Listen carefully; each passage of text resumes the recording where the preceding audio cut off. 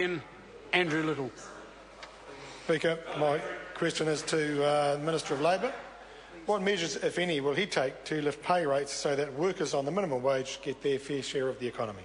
Speaker, Honourable Simon Bridges. The government's committed to growing the economy through the budget, recent budget, the BGA, and ensuring that everyone gets a fair and growing share of the pie.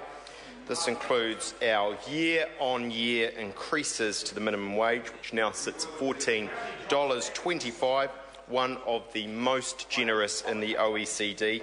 The April increase of 50 cents was higher than the CPI increase, which helped ensures the lowest paid really do get a fair share of economic growth. Supplementary question, Andrew Little. In light of his public comments yesterday that increasing the minimum wage according to Labour's policy will cost jobs, why does he continue to make that claim when the last Labour government increased the minimum wage by 70% and saw unemployment fall to as low as 3.5%, then the lowest in the OECD, towards the end of its term?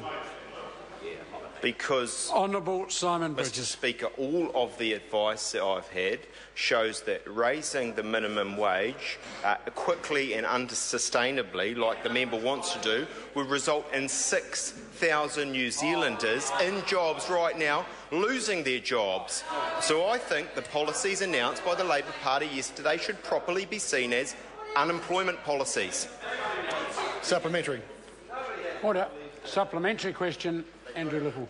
Why does he continue to claim that raising the minimum wage causes job losses when the last Labour government more than doubled the training rate from $4.20 an hour to $9.60 and saw the unemployment rate for 15 to 19-year-olds drop from 16.5% to a low of 11.8% in 2005, a rate that has been consistently above 22% since 2009 after this government introduced youth rates and the hated 90-day no rights law? Speaker, Honourable Simon Bridges. It's of course a question of where the minimum wage starts. We start right now with the minimum wage that has gone up, I think, 19% since we've been in office, at $14.25, is the highest minimum wage in the world relative to average wages, is the fifth highest in real terms in the world, past 3 European countries and Australia. Taking it to $16.25 at the start of the next year will result in thousands of New Zealanders losing their jobs. Supplementary question, Andrew Little. Why does he continue to claim that raising the minimum wage causes job losses when the United States Department of Labour recently advised that after reviewing 64 studies on minimum wage increases, they found no discernible effect on employment, and when the United Kingdom Low Pay Commission commissioned over 130 pieces of research from economists, Mr Joyce, you might want to listen to this, learn a few facts for a change, and found that minimum wages boost workers, sensitive Mr Joyce, sensitive, and found that minimum wages boost workers' pay but don't harm employment. Honourable Simon Bridges. Mr Speaker, without being an expert on the United States, what is very clear is that they are starting from a much lower base in terms of their minimum wage than we are.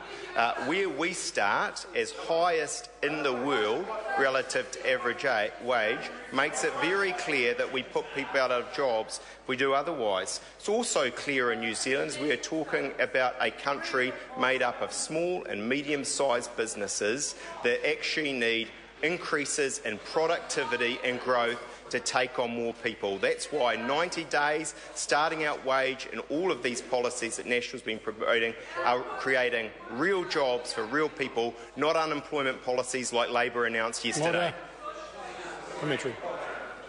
Supplementary question, Andrew Little. When will he and his government come into the 21st century and accept that a fair minimum wage that allows workers to earn a decent income and live in dignity, lifts productivity, is good for business and good for all New Zealanders? Honourable Simon Bridges. We're already, of course, in the 21st century, and we know that the policies we've got creating jobs. I'd like to know when the Greens will start supporting the 7,000 people in oil and gas in Taranaki, and Labour Party will do something about an appalling policy that would see something like 16,000 New Zealanders in the film industry put out of jobs. Order. Order. Order. Order. I'm just waiting for the cousins to finish their discussion. Order. Question number 11, Mike Sabin. I'd hate to interfere with family business, sir.